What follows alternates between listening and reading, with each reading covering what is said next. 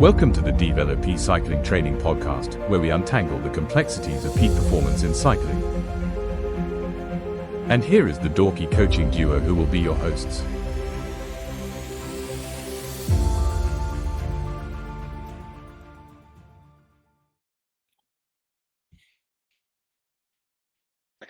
All right. Hello and welcome to another episode of our podcast. I am Fredrik.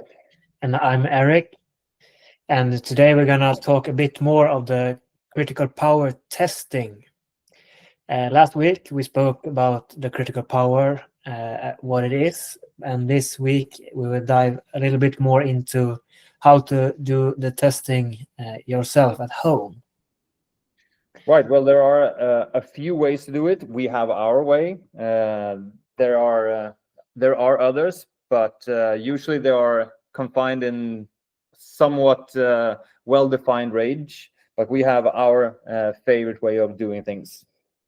Yeah, exactly. And now when we're talking, it's the second half of October, and this winter training / base training is starting for most cyclists, and a common start for many of us is to perform some sort of test to get a starting point of the training, to see the baseline where we're heading into the winter season, and the critical power testing is a good baseline to have. It's a really challenging and high exertion way to do it, but most tests are, and this test is certainly no different. Exactly, yes. So we'll dive right into it. The critical power testing. And the test protocol that we offer from D-VELO-P are test sessions that are divided over 2 different days of training to get the best result from yourself. And what you want to do during these days are obtain 3 or 4 different power numbers between 3 or 4 different time intervals. Right, and they are usually between 2 and 20 minutes long. These intervals, and I think the theory behind them not being shorter than 2 minutes is that it's very difficult to, for most people at least, to fully deplete your anaerobic system in less than 2 minutes. If you're a track sprinter, you probably can do it, but if you're more of an endurance-based athlete, going empty tank on your anaerobic system in just 1 minute is probably not something that you are able to do. Therefore, they should be over 2 minutes, and then when they are longer than 20 minutes, they start to become like an overall endurance or durability starts to become a factor, and that also skews the numbers a little bit. That's why usually between 2 and 20 minutes is the most common range for these kind of efforts. Exactly. And what you want to do is at the first testing session, you do the warm-up, of course, but then you ride the 2 to 3 minutes full effort. And what you want to do is deplete yourself between 2 and 3 minutes. So right at the power output, you can maintain for at least 2 minutes, and then do some kind of sprint that lasts, well, it can be between 1 second and 59 seconds, but you want to end somewhere between 2 and 3 minutes. And yeah, and this the shortest of the 3 efforts we use is the one that you can have a positive pacing plan for. I mean, maybe not an all out from the start, but it's no problem that you go out really hard and then fade a little bit in the end. That's just a sign that you have depleted your anaerobic stores in a good way, which is kind of the point of this, the shortest of these efforts. Yeah, exactly. And after you depleted yourself for 2 to 3 minutes, you will have to rest for at least 40 to 45 minutes. Probably take some kind of energy or take a short spin or just get out of the bike for some minutes before you do some kind of warm up again for the second interval. And now you will ride between 6 to 8 minutes. So this first day is very, very hard, both physically and mentally, because 6 to 8 minutes all out is a pretty tough beat as well. And here as well, you do the highest power you can sustain for 6 minutes, and then gradually increase that so you reach exhaustion within the next 2 minutes.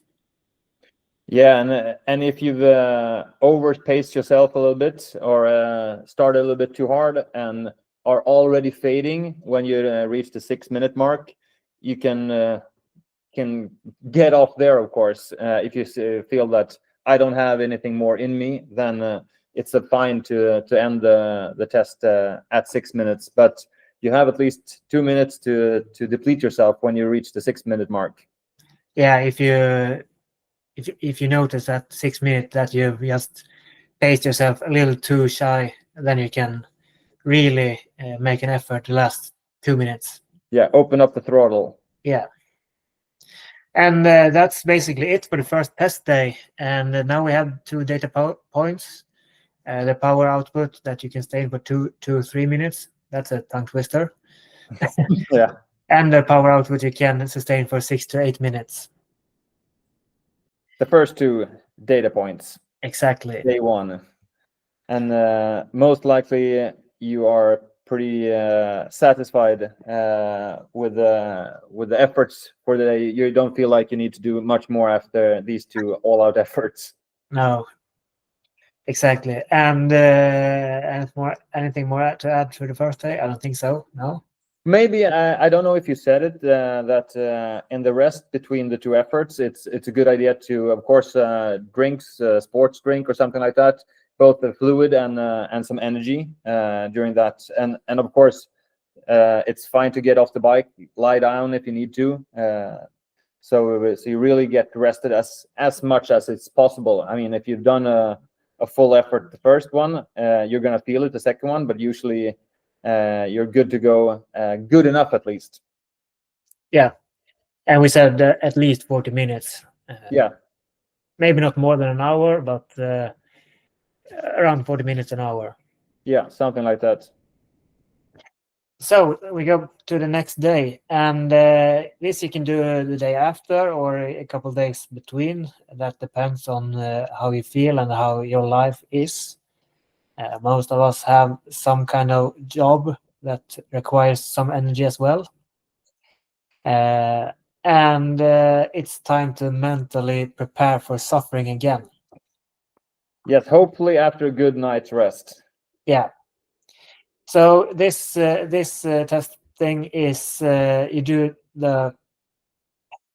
start off with 3 or 4 kind of maximal sprints between 5 to 6, 7 seconds each, or roughly 10 full pedal strokes, with some good rest between these sprints.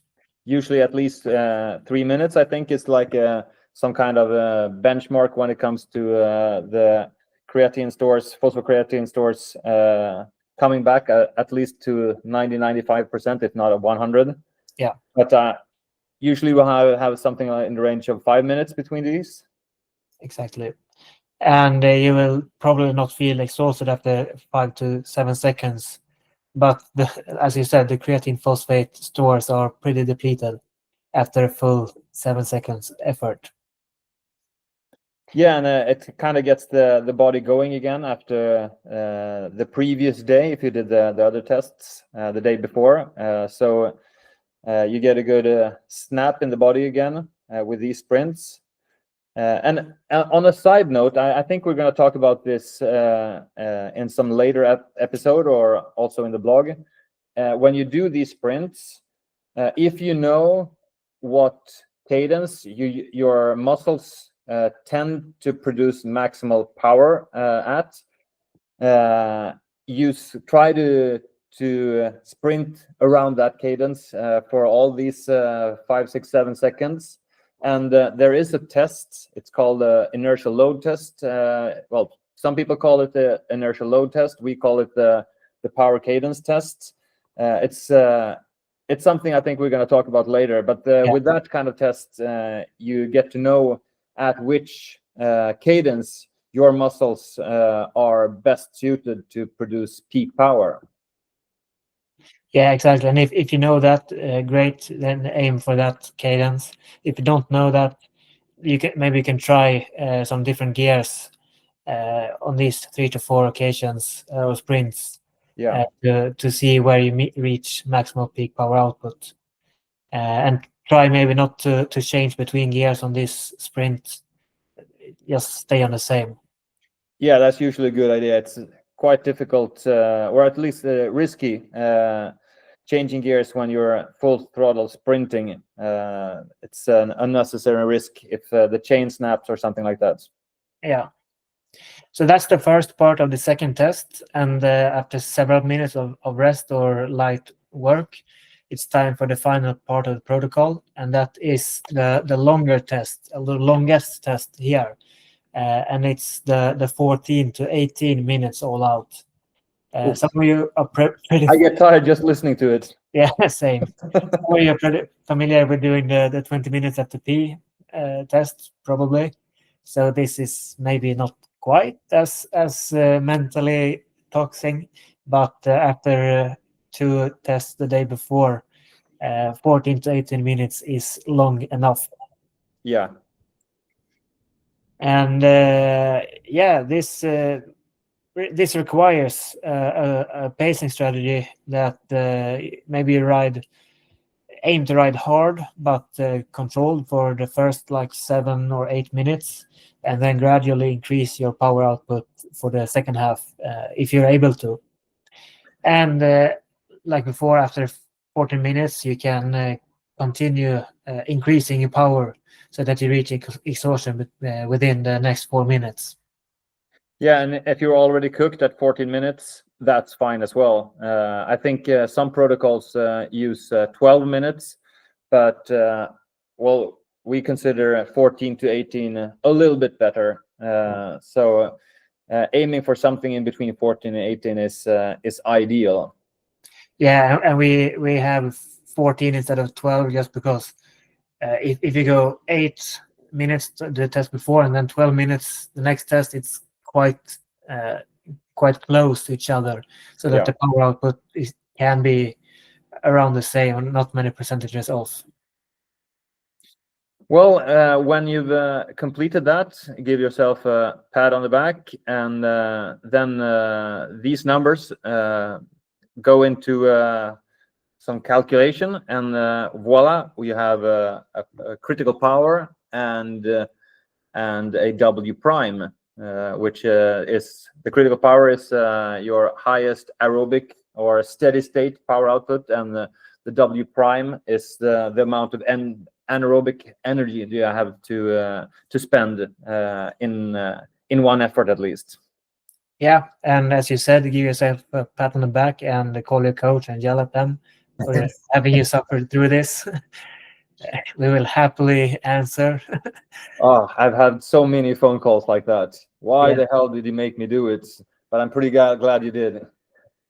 Yeah, exactly. And on one note, we at D-VELO-P, we have these kind of test package offers that we can help you with analyzing the data and going through the critical power testing if you want to, and having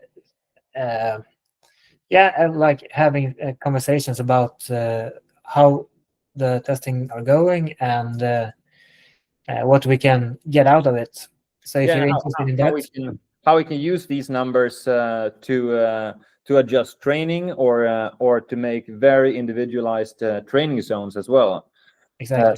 When we have the aerobic part and the anaerobic, it's much more precise when you're making training zones and also tailoring training programs. Yeah. So if you're interested in that, just look at our website, D-VELO-P.me, and look for the critical power testing in our web shop. Yeah, and how do we summarize this topic, Fredrik? Well, the critical power test is a really powerful tool to tailor your training plan, and with 3 really tough but it's worth it efforts, you get a really tailored plan for your training coming up. I think that pretty much summarizes it. I think the critical power test is a pretty simple. It's a taxing but a pretty simple and powerful way to navigate your training. Yeah, for sure. And a side note, if you're doing these kind of tests, if you're doing it inside, then you can use the numbers for indoor training. But if you do the tests outside, maybe it can be a bit too high to use if you ride after the critical power indoors. Yeah, they're a little bit 2 different sports, so to speak. Usually people have a little bit different power output capabilities on a trainer or outside, and if it's flat or uphill as well. So you need to tailor the tests a little bit after each rider. Yeah. If you're going to train outside, do the testing outside. If you're going to train inside, do the testing inside. Yeah. Great. Yeah. And you can follow us on socials on Instagram, and follow us on LinkedIn. We do as well have a blog on develop.me/blog. And don't forget to hit like and subscribe to our channels, both on Spotify and YouTube, and where else you find podcasts. And of course, subscribe to our newsletter as well. Yeah, our newsletter as well. That's a no-brainer. That's a no-brainer, exactly. That's where we summarize everything we do. Perfect. We're happy with today's topic and today's episode. Well, till next time. Till next time. Ciao.